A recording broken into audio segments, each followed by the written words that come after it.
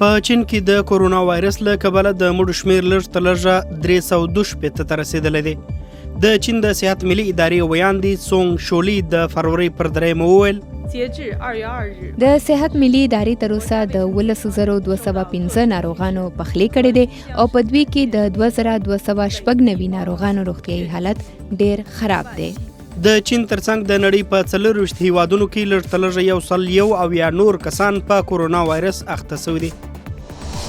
ترکیه د شام په ادلیب کې د څار ځایونو لا پیاوړي کولو لپاره د فروری پر 3 پوځي کاروان ورلېږلی دی.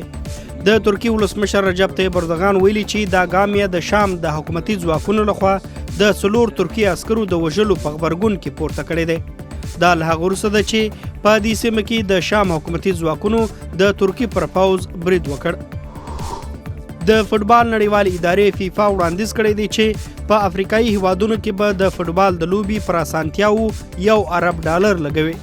یا د ادارې د فروری پر 3 ویلي چې په دې کې به د لوبو د ریفریانو روزل او د میدانونو جوړول شامل وي. د افریقا 450 هیوادونه د فوټبال د نړیوالې ادارې غړي دي.